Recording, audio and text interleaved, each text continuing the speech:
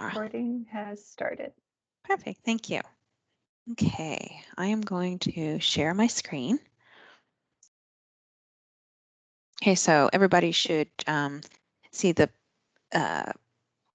Plus System Training Plus Citizen Portal Overview presentation there. First slide.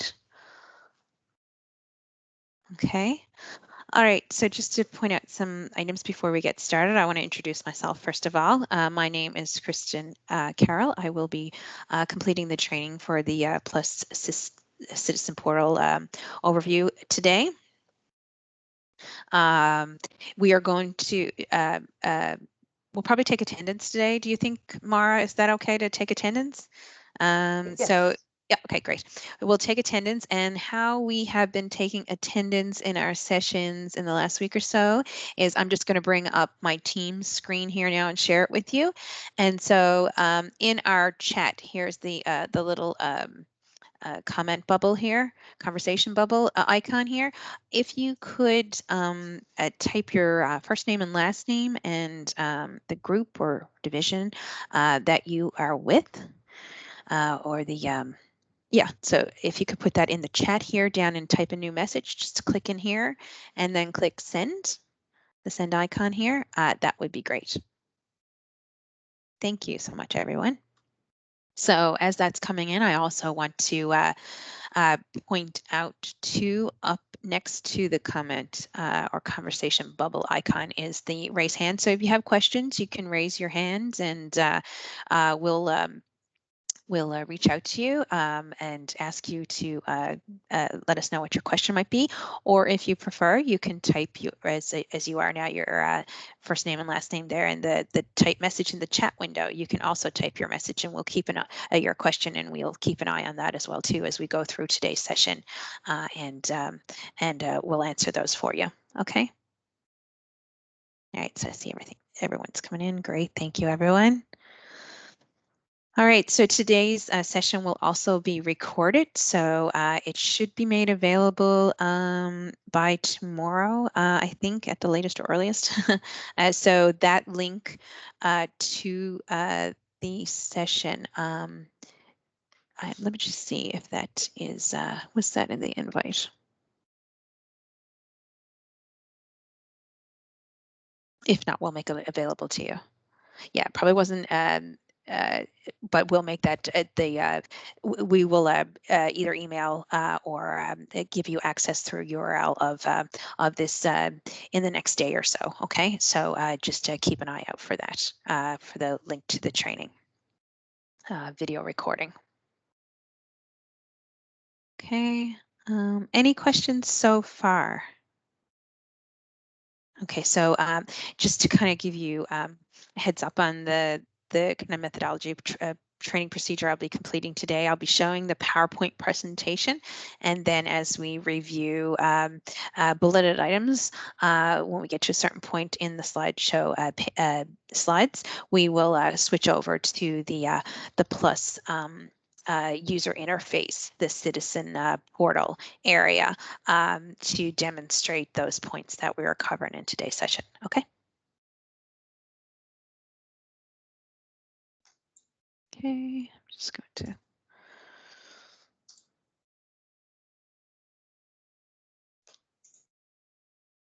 Okay, just move this out of the way. All right. So we'll review our agenda for today. So we'll look at today's session objectives on our first slide. Then we'll do an overview of the Plus overview interface. We'll look at the purpose and the benefits of the Plus system. And then we'll review some functionality that is available in the Citizen Portal when logged in versus what is available when we're not logged in, or what's not available. So we'll take a look at those. I will show everyone the process of registering for an account in the Plus Citizen portal. And later on during the exercise portion of the training, I will get you to register a user account yourself in the training environment. If we don't end up having time for that, I just want to let you know that you will have access up to 3 to 4 weeks, I think, after this session to access the training environment. We'll be looking today at the training environment, by the way. With a registered account, I will show you how to log in to the citizen portal as well. We'll look at different ways to search for application records or information in the citizen portal.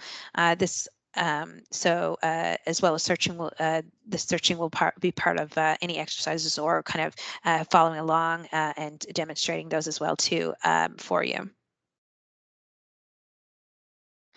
We'll look at the submitted application records. So for example, if there's applications that are already submitted and created, whether that's the native ones that are existing now or maybe there's some legacy item ones, we'll take we'll take a look at searching for those and looking at the information on those submitted application records. And then I'll walk through myself of the different steps that are involved in the different pages and the process of creating a new application record in the citizen portal. Okay. Make sure there's no questions. Okay, good. All right. So part of the class objective today is we want to become familiar with the Plus Citizen portal and to give us a better understanding of the portal itself and how to use it and work within it, okay? How to look for information, any information we want to apply for a record, use the tools that are available there in that environment. Okay, so what is Plus? Plus, first of all, stands for Planning and Land Use System. And it's the new Plus platform.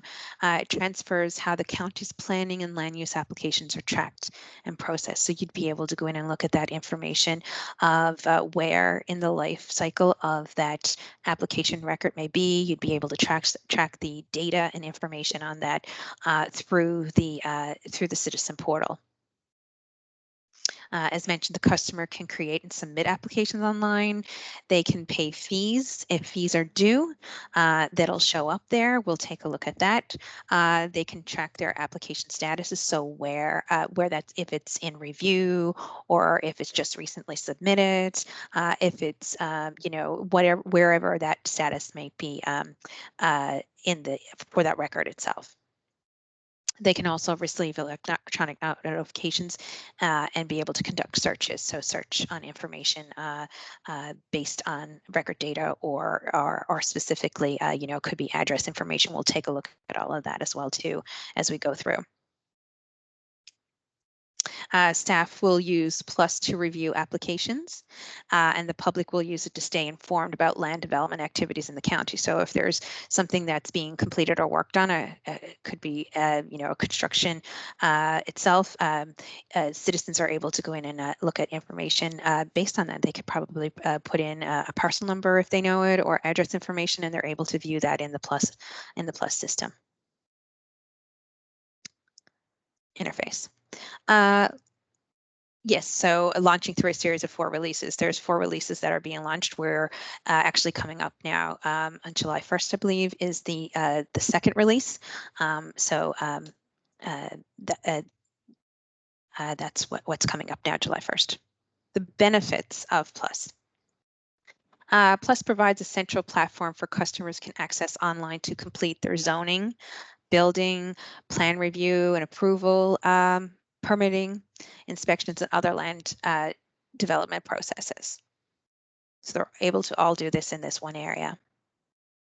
And as mentioned, customers can create and submit applications online, pay their fees. They can do it all online. Now they have access through this customer citizen portal. And just to mention as well too, as we continue to add new functionality to achieve increased reliability and capabilities, that will become available as these releases go on, and you'll be able to realize that as time goes on too. Okay.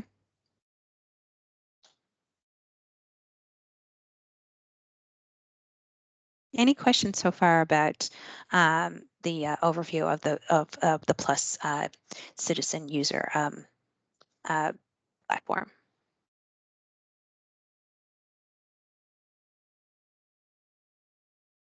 Okay. All right. So let's look at some areas that we want to look at. So first of all, I just want to point out the logged in functionality and capabilities. Okay, so if you have logged in, that means that you are a registered user of the Plus portal, that Excellus Citizen portal area. And so as a logged in user and a registered user, a customer or citizen has the ability to search for applications. They can schedule inspections if applicable. They can create and submit applications for different things that they may want to do. For example, pull a permit or apply for a permit or apply for a license, different things. Specifically, if they're applying for a review or a zoning permit, they're able to do that as a registered logged in user. They can pay fees if there's fees due as part of their application process. If they're logged in, they can complete this. They can track as well the application, that life of that application and where it is and where it's status right now in that process. They can also receive electronic notifications. So if there's information that they need to provide to the county, then they have the ability as a logged in user with an email address to receive those electronic notifications.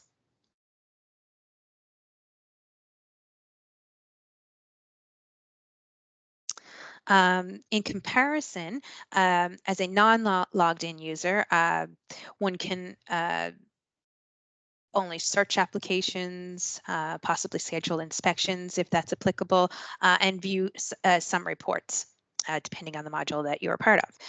And that's it. It and those capabilities are available, but there's so much more you can do as a logged in user. So it's advantageous to register and get online and log in.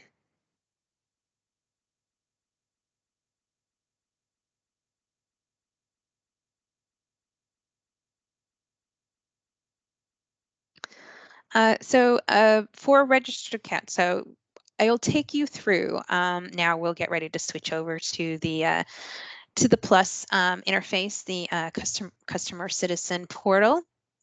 And but before we do that, I just want to kind of give you a review of the items that we'll cover as part of registering for an account. So when you're registering for an account, we will click on the link to do so. And then as part of that process, we accepted the terms. There's a little disclaimer there that you accept. And then we'll fill out our login information. So items like our email address as our username, a password, and I think there's also a question to access your password or login information if you were to forget it, for example. Then we'll look at completing the contact information. So your full name, phone number, different things like that, your address information. And then as well as part of the account information, if you do or if you are a licensed professional, you can add your licensed professional information, your number, for example, if registering as a licensed professional. That's optional. Okay. So you'll see here, there's a screenshot of the login area of the citizen portal. Okay.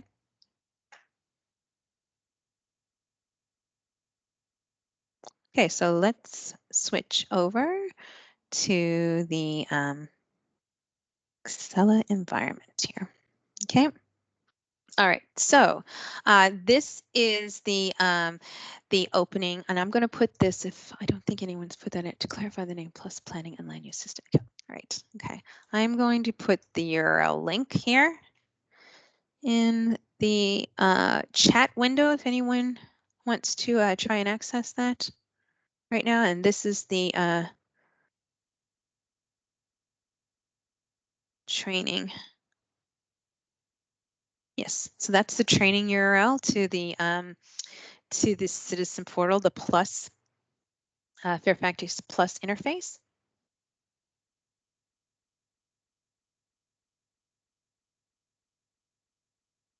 Okay, is everyone able to access that? Let us know in the chat if you are unable. Okay, so let's see. So we want to, I want to show you how to register an account. There is, before I do that, I just want to point out a couple of things here when you first come into this environment. You'll see there's tabs here at the top, and those are the different areas of groups of applications and records that are available depending on the group that you may want to apply for a record, for example, or seek information or search for information. You can specifically go into each of these tabs depending on the group that you are focusing on. So for example, zoning here, okay?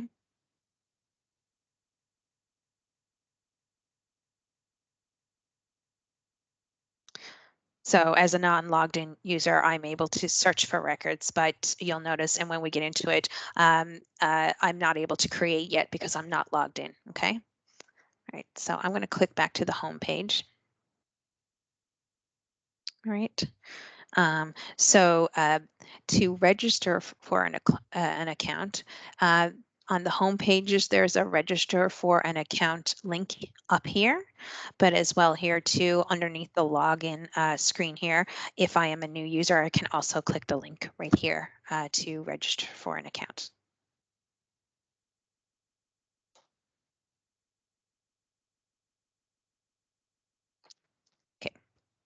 On the first page, there's some information here, instructional information, just letting you know the steps that and the information that you'll have to provide as part of opening up an account and registering an account in the Plus Citizen Portal.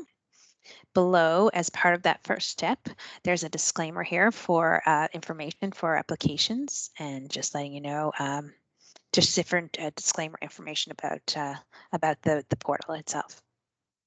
And once a user has read this and accepted it, they can click the checkbox here next to I read and accepted the above terms. They can then click on the continue registration button.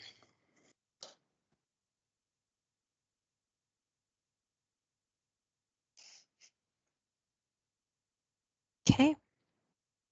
All right, so that brings up the second step of our registration, and we want to fill out the login information.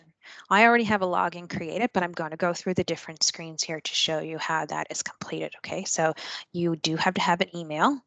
So I will fill in. Oh, that one's already, because that's my new one. So let me just do this one.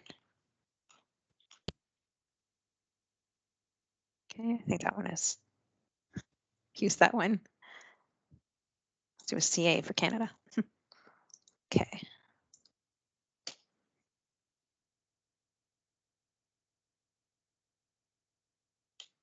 Shouldn't have that one. Okay.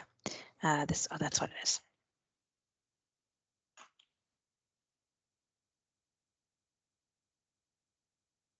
Okay, so you'd fill in your information for your email.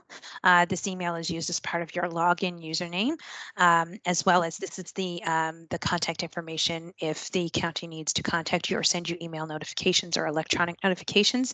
You can use this is that can be the same address if you like. Then it'll ask you for a password.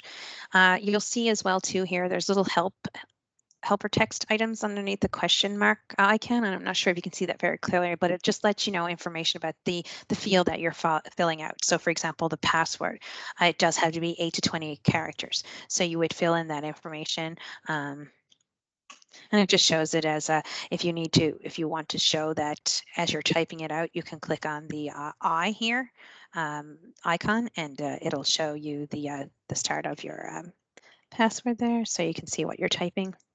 Okay, see? And then turn it off. And it does have to be a certain length. So I'm just going to put in some. One thing I also want to point out is there's a password strength. So as you enter that password information, it shows the strength on a green bar here. It also lists the requirements here as well too of your password. So what those requirements must meet.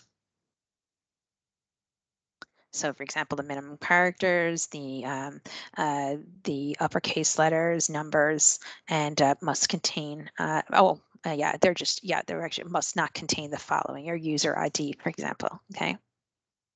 So you'll see you're sent a message if that's the case. So I'll just put in a case letter here.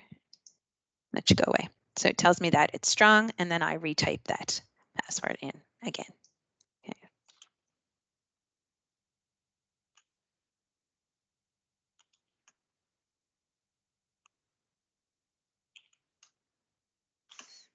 And then there'll be a security question. You could put, your mother's maiden name, just things like that. For example. Okay. Then the next step, once you've got that login information completed, they'll want you to add your contact information as part of the registration process. So I'll click on the Add New button. You'll select the individual or organization as the type of contact. I'm going to select individual. Click Continue. So this brings up another screen for your contact information specifically. So you can type in, your first name, last name. One thing I want to point out here is that you'll see the red asterisks there next to these field labels. That means that that information is required. You cannot submit this particular form here until that information is provided and filled out. Okay, so primary phone number is one as well too. And an email address. So this will be the specific email address that you'll be contacted at as well too, if the city needs. So I'll just use the same one that I used in my login information. Okay. The contact addresses. So you can add multiple contact addresses of type mailing. So if I click on add a contact address, this is also somewhere else. This is also contact information that the city, the county will access, be able to reach you. So, for example, this is the mailing address. I put in my information. The required fields are there as well too. So it at least needs to know that it's a mailing address, the type, the first line of that. So, your street information, the city itself, state, and zip code. The zip code will even, depending on the zip code itself, will have a format that it will require. So if I were to take this off here, I would probably get, yes, I'll get a message informing me of that. So, okay. Once I've filled out that information, I'll click the save and close. And you'll see now that here on my contact information form where I filled out my initial information, the mailing address is available. If I had multiple addresses or wanted to add one more, I just click an additional contact address and fill out the form again for that address information. Okay, and it would present itself as a second row item below. Any questions? I'll click continue here now. Okay, what that does then, it adds the contact information in that area of my account registration, step 2. Okay. Let's see. I'll click continue here. I already have one created, so I'm not going to use this one in particular, but I'll click continue registration here. And then it says your account is successfully registered. Okay, and so I'm still not logged in. And how you know you're not logged in, one key thing to note is if you're not logged in, the login link here is still available up top. Okay. So what I'd have to do, even after registering, I'd have to log in once I have completed my registration. Okay, any questions there? So that's how you register for an account. So I'm going to go ahead and log in by clicking on the login. So this brings up my login screen, and I'm going to use this login information that I have because I have some records underneath this account, the application records from which I want to show you.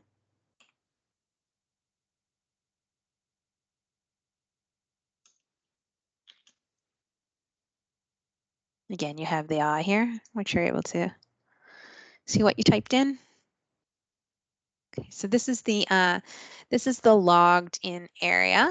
Okay, so I'll show you as well too the different capabilities that you have as a logged in user. So when we were looking first, when we first came on here before we registered for our account and I wasn't logged in, I was able to view, for example, I was able to view search capabilities. Okay.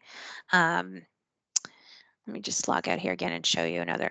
Underneath the zoning, I believe, tab, there's one more item here as well too. Under zoning, if I'm underneath the zoning area, I also, as a non-logged in user, have access to reports that are available here. Okay, so I just wanted to point that out. So I'm logged out right now, and I know that because my login link is available. And I'm able to access reports. If, for example, there's inspections as part of my application process, and that group of or area of, say, for example, building may be able to I'm not sure if it's available in this release, but schedule an inspection is available as well too, as a non-logged in user. And then, of course, I'm able to search. Okay. I still have search capabilities as a citizen or user of this portal to be able to search. There's limited information that I can see on those, but I'm still able to search. Okay. Just going to wait here for a sec. I see that somebody might be typing, so I want to see if they have a question.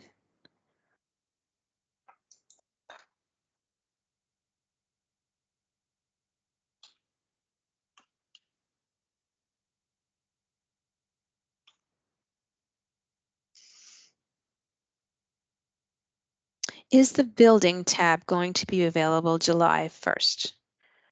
I registered for an account but don't have the tab. Are you looking, did you click on the link for the training?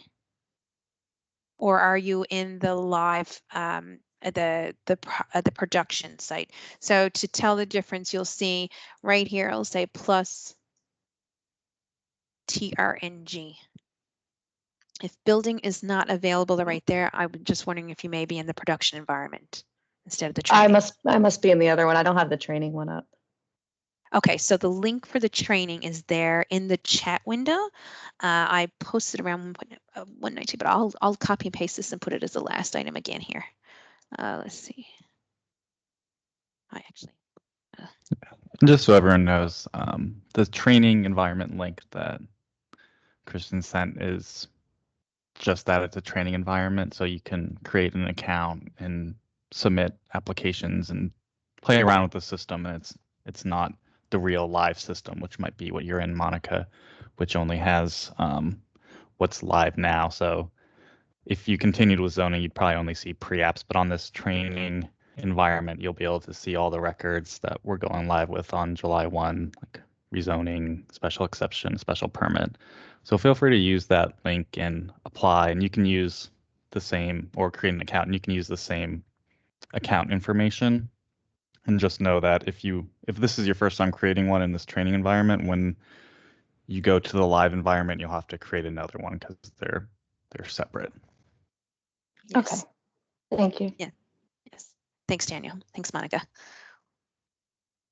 Okay, so I'll log in and then we'll look at, once we're logged in, we can take a look at different functionality that we have available to us. So as a logged in user, this is my opening homepage dashboard. So it'll give me information. So for example, I have some work in progress here. So there's a zoning compliance letter that I haven't completed. I started it, but I saved and an option to resume later. So you'll see I'm able to do that here from my dashboard. Okay. If I have any items that are saved in a cart, for example, I have some fees that I have added to a cart to pay, they'll show up in this area as well too. My records, so the tab's still across here on the top. The My Records link here. So if I have multiple application records that are in progress or even submitted and completed, they will show up here and they'll be sorted, as you see, and I can expand that by group. So we have the zoning group, and here's all of my applications records that I have access to here in grouped in the different different planning, building, and zoning groups of application records.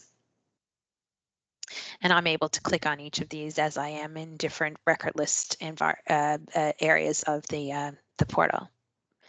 I can specifically go into each of these groups by just clicking on the tab up top. And so in that zoning tab, for example, I'm able to create an application. So if I wanted to apply for something specifically to zoning, I can click on the create an application link here. You'll see the search applications is kind of bolded and highlighted here. I am able to do that by just scrolling down. It's up here and opened in this particular page. So there's different areas which we'll cover in just a moment of and criteria on which we can search for in particular, in this case, the zoning application records that have been submitted. As well, I see a list right here too of my record types, my applications, specifically my zoning that I'm able to view. Mine in particular, ones that I am a contact or an applicant on. Okay. Any questions so far? So while we're in here now, let's take a look at different searching criteria that we can search on. Okay, so just to note, you can search as a logged in user and a non-logged in user. So I have that capability as a citizen to take a look at different things that may be going on a particular address and what might be out on that. As a non-logged in user. As a logged in user, I can do even more than that. So let's take a look at some searching capabilities and options.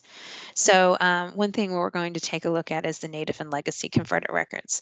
So I have an example of one that that dates previous to the previous system or that was used, and so they have been converted and moved over those legacy ones. Particularly, I believe it's the ZAP records in zoning. So we'll take a look at how you can search for those. I have an example. Then we'll look at the general search. So it's the general search window in which you're able to search by all of the criteria, whether that's address, the licensed professional information, if there's an engineer, for example, on a particular record application. We can search by specific record information as well too. So the application record number, the name of that application. We can search by the trade name itself, that information that is that would be part of the application record information. There's also additional search criteria. So if there's specific information or data that's specific to a specific record. So for example, if it's a variance application record, then the specific information that's associated, that data that's associated with the variance. So it could be I believe on the variance there might be latitude or longitude information. You could put that specific additional search criteria in there once that record is actually selected as part of the record information in the search. So we'll take a look at that now and switch over to the portal and take a look at how we can complete some of those searches. Okay, so if I scroll down to the search for records area, You can search. So there's two types of search. You can have what we call the global as well. So this is the search area in which you can put in a specific application record number if you know that, and you can put it here in the search text box here and click on the search. You can also, if there is for example, a keyword. So if the word, valley is in the address maybe, or it's in the project name, you can just put that keyword in there and it will return information that has valley in it. So on this one, on some of these, like I see that address is probably not up here in the thing, but if I were to click into it, you'll see that valley is in the address. So that's the global search. And I'm going to use that as well too, to look at some of our legacy data as well too. Okay. Yeah, let's see here. And what I'll do is I'll go back to click on the zoning tab again. And that'll take me back out into my zoning dashboard landing page here. So scroll back down. So that is what we call the global search. And the global search is a system-wide. So if I was looking for something, for example, that was in the building or anything that, in the planning, it's not specific to one of these tabs. It's a system-wide. So anything with the word valley. So that could be a building application record. It could be planning or zoning. It's system-wide, this global search. Okay. If I'm clicked here in the zoning, I can focus more on those records searches that are specific. So when I'm completing a search and I've clicked on the zoning tab here and I'm in the zoning tab of the search for records section, when I look at my criteria and search results, they're specific to the zoning group of application records. Okay. So for example, we have a general search. So general search displays all the different particular categories or areas of the search of an application. So you'll see up top here, it has the record information, specifically record number, the record type. So for example, if it is a variance and variance amendment record, I can click on that information. If the record is in a particular status, it's approved, or maybe it's in review, I can have all of those returned to me. The more information that you add in, the more specific your results will be and filtered out.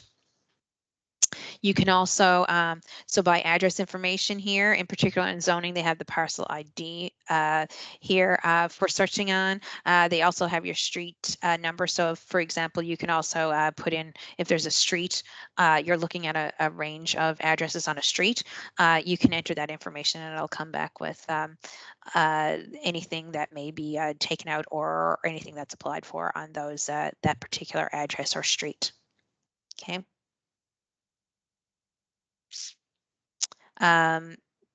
As well, you'll see, depending on the tab that you're on, you might have licensed professionals as well too. Okay, so so if there's an engineer, for example, or an architect, you could be able to select them, and any architect that maybe, depending on the information that you plug in here, you might know their state license number or their first name, and it'll bring back all the records that associate with that licensed professional in which they're listed under. So just by clicking on these, you have the general search, which brings you back more information and criteria to fill out, broken down by the address, licensed professional, or record information. Or you can basically filter out that and just use one or the other of these to specify by address. So your screen is filtered out there by that specific type of information or search. Okay. So I'll just bring up the general search. One thing I also want to point out too is when you're searching, I mentioned that when we're in the zoning, it returns or gives you the options for the zoning application records only. But you also can say search my records only. So those records that I've applied for or I'm a contact on, I can have the results come back that are only the ones that are applicable or my records. Or I can do search all records. Okay, I can specify that. By default, I believe it's search all records. Okay, so let's put in, so for example, let me see. If I were to put in, for example, I want to see all variants record types that are in a status of submitted. So they've just been created, say, for example. I can put right here, you'll see there's a, by default, there's a start date for the last few years here. It says from June 24th to 2009. That came up by default, but you can select the date range you want. The more information you can put in here, but I'm just going to put in this record information here and show you some search results. That's good. So that'll come back with all the variance records you'll see in the status of submitted. So these are just recently submitted, okay, within that date range that I plugged in. If, for example, I want to look for something more specific, let's just go back in. I'll clear this search here. Okay. If I know, say, the record number that I'm looking for, can either enter that information here, or you have your global search as well too, that you can plug that into here. That's system-wide. It's not a, that one was a planning record type that I just plugged in there. So let's just do that. Yep. And click search.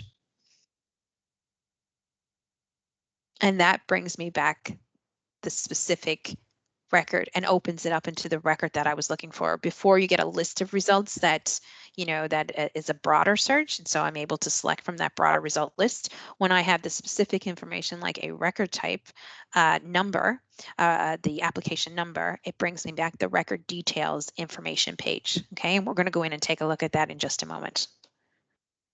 Okay. All right, so I'm just going to click on, and that's in the planning scene. But I'm going to go back to zoning here right now, into the search screen here. Okay, so there's my list of records, but if I scroll down, you'll see the search.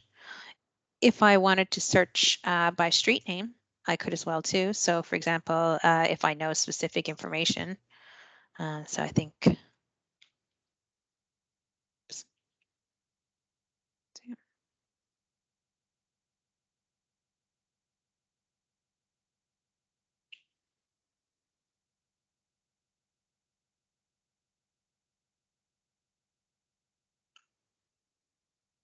I'll just run Ridge. Okay, and then I can click on search. There's no search results. Let me just do 1275 then. So there's no range there. So click on search. Oh, I must have something spelled wrong there. Let's see, 12755. Sorry about that. Okay. I don't know if it'll.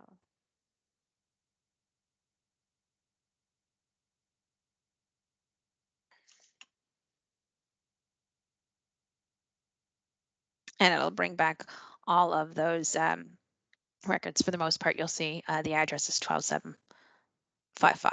And so if you have a range of on the number of the street address, it will return all of those that are on that street. Okay, so that's just an example of how the different search capabilities that are available as a logged in or a non-logged in user. You can search by address, the licensed professional, or the record information. And the more information that you enter in there, the more filtered out and focused your results will be, or broader. If you the less, yep. Do you want to show the additional search criteria? There's some more yes, zoning specific one though. There. Okay, so for example, so if we take a look at so in order for this additional search criteria information here, you need to have your record type selected, because if you don't have the record type selected, it won't know the specific information for that particular record. So for example, if I want to take a look at the variance record here, and then select the additional criteria information here, it'll show me right here that this is specific information to that for this record that I can search on as well. So if there's a zoning district, I'm able to search on that zoning district, the land use as well too. So it'll bring back those records. So say, for example, I'm not sure if there's, let's see, anything in R8. And there's no results. I don't have an example of that one. Let's see. I'll show a couple of more examples of record types as well too. So say, for example, you're looking at the, what's the other one? The rezoning, for example. And I have that one selected. Okay. Just want to see. That has a couple of more options as well here too for criteria. So proposed district and proposed land use. So that's if that's that'll be specific data, custom data that is part of that record. And so you can look at all the proposed districts for that rezoning application. Was there any other record types that you'd like me to show there, Daniel? Nope, I think that's good. Okay, just to show that, you know, for that additional criteria, you select your record type that specifically, and you can click on that little drop down arrow here, and it'll give the specific information that's available to search on that particular record, that application record type underneath here. And this is a list of the zoning items. Okay. Let's see, so keep an eye on time here now. So we got a few minutes left. So I want to get into, I want to show you as well too, some legacy, just what that looks like. And then we'll get into the record as we go in there as well too. So you can also search on, so for example, if there is a legacy record, and when I say legacy, I mean when that's come over from your legacy system. So I can put in the number for that if you have it, and click on the search, and it'll bring up that record information on that particular record. Okay, and as we're in here now anyway, as part of the legacy record, I'll just show you the information that's available on the legacy, your legacy information on this record. So you'll see the name of this record application type is rezoning. It was in a record status of approved when it was brought over. Okay. Or maybe, yeah, I don't think these have been worked on yet, so in this system. And then here is the record details itself, specifically. I'll have more information in here. So if I come into application information, some of that legacy data you'll see here below I wanted to show. So all of the information associated with that rezoning record has been brought over. Here's the ZAPs field here in particular. Okay.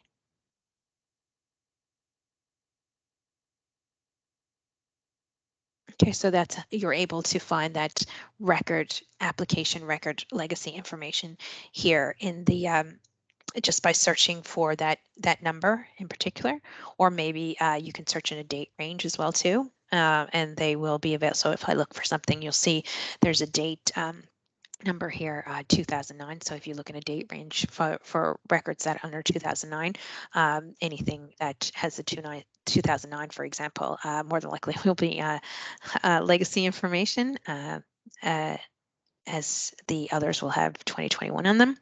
The native, we call them. So this is where you'll find that information as well. Just to point out, underneath the record info, when we're in this actual record, you're able to see the attachments, which could be any documents or images that are were associated with that record, and they have been brought over as well too. Okay. Any questions about the legacy, specifically the legacy data information? And I just wanted to add, Kristen, that Yep. when you're searching for these old LDS records, if you make sure you include the dash for the plan type dash 2009 in LDSnet, you would just click in or type RZ and then tab over to the year. And here you can put in the whole number. Just make sure you include the dashes between each, like the application type, the year, the district. And another easy way to tell if something is a legacy record versus a ZAPS record is, or a new plus record is, those plus records have 5 numbers in the last In the sequence number, versus ours typically, those ZAPS ones had 3 or 4, depending on how old the record was. Yeah. So let's take a look then at one of the new records. So now we can take a look at one of my records. So you'll see here, there's a list of my records here. If I were to click on one of them, say for example here right now, we can just review some of the information that's available on that specific record. One thing, as Daniel noted, is there's 5 numbers in the sequence of that record application number, as opposed to 3 from the legacy, which is another point there. You'll see, so if we just go down through, we have our record number that's available up here, and then the status that that record is in. So this one in particular is in review right now. We have the name of that record type, that application type, and it's the variance and variance amendment. So if there's any kind of amendments, this would be the type it would come underneath. We have work location information too. So you'll see the address here. One is loading here, and it's probably right now not available in the training environment, but a map, the GIS information on that particular on this particular application would load right here. As well, we have our record details section of the record info. You'll see a select in the drop-down menu. We have the applicant information, the name of that project and project description is here available as well too, and the owner and the owner's information. If I am not a contact on the record, this is my my record. I applied for it. You'll see my name is here. For example, I have access to information on this record that others might not. So as a logged in user who is a contact on this particular application record, I have access to the contact information. But as a non-logged in user or someone who is not a contact, so I am not, say, the applicant or any additional contacts that might be like that may be associated with this record or listed on this record, I wouldn't have access to that information. It wouldn't show up. Okay, just wanted to point that out. Document information as well as part of zoning or specific to the actual document or attachment would be also not displayed for non-logged in users or people who are not contacts. I can look further into the specific application information. That's data that's filled out in field format or in table format. So you'll see here as well too, we have some parcel information here that is part of this submitted record. Okay. As well, I wanted to show you processing status. So this is another area as well too. So you'll see you can come in as a citizen and see where in the life cycle of this particular application record it is. A check mark indicates that the application submitted task here has been completed, and there's a check mark, and it'll just have the minimal information of what that status was set to and when. Okay, the hourglass here is more like a pending. So these are some parallel reviews going on there as part of the of this particular record workflow. And as they move through the life of that workflow, you'll see the check marks going next to each of them. Okay, and then you're able to kind of dig down deeper by hitting the down arrow here and seeing what that status and information may be. So that's the processing status, okay, of the particular application record. The other item I wanted to show you as part of that record is the any attachments that may be associated with the record. And in this one, there are none, I believe. So let me just get when that does. And this is where you would add records to after Yes. you'd submitted, and you'll submit attachments at the time of submission. But if you have comments back or deficiency letters and you're resubmitting, you would submit your files here in the screen displaying. So I'd select from my drive, wait for it to be 100% uploaded, click continue. And then I would select the type. So for example, if there's, something I wanted to put in here, a draft affidavit, I would select that type or that category of that attachment. I could fill in some comments here if I wanted, but this is, you'll see the red asterisk, that means it's required. And then I could click save and it adds it as part of an attachment to the record. Okay. I see we're getting on time there now, so I'm just going to try to finish up with the record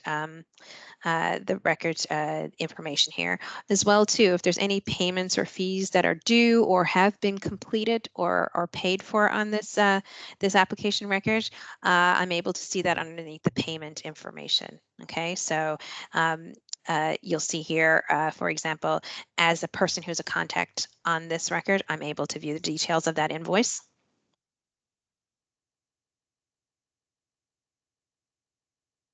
Okay, and it shows the invoice. If I am not a contact on this particular record, I will only see that there has been a payment made. I wouldn't be able to view the details on this specific one. Okay. As well, there's some parcel information reports that are available as well too, that I can access from the record info page.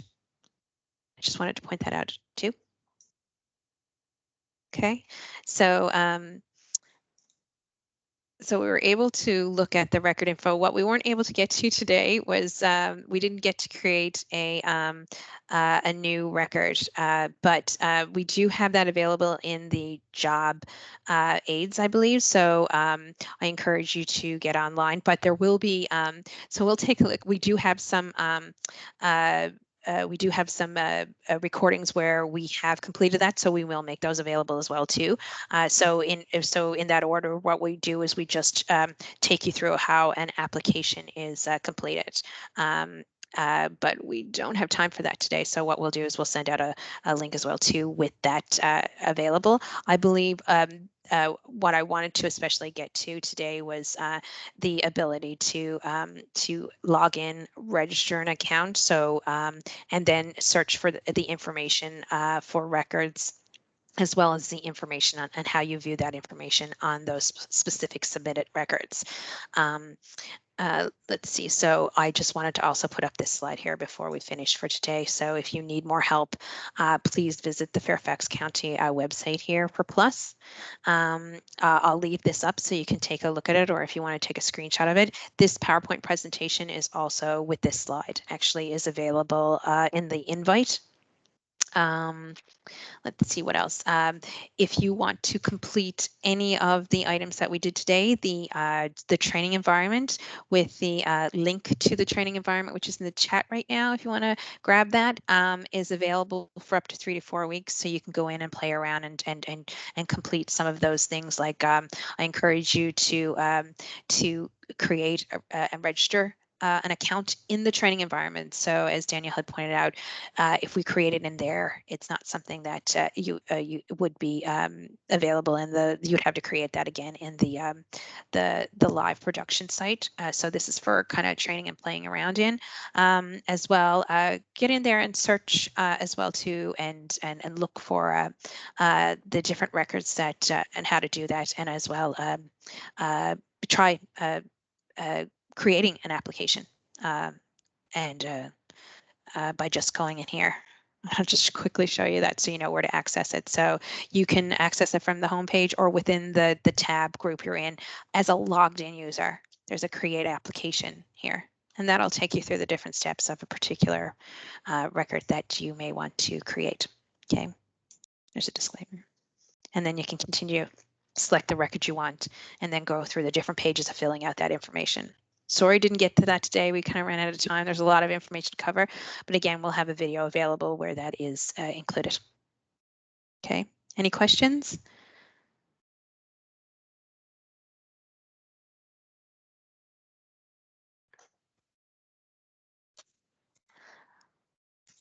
All right. Well, I'll let everyone go. Thank you for attending today's session. I hope you were able to get lots of information. Again, that information will be available to everyone. We'll send it out. Mara, do you have anything to add, or Daniel? No, nothing to add. Thank you. Okay. I would just add that if you're looking at your old records and you find it and the documents might not be in there because they haven't been converted yet, or it might be kind of outdated because it's just a screenshot from April was our last poll from Zap. So just keep that in mind if you go in and look up some of your old cases and stuff in there, that it might not be completely up to date and there might not be attachments yet, but they will be after July 1. Okay. Thanks, everyone. I appreciate your time. Thank you so much. All right. Bye-bye. Have a good Thank you. day. Thank you.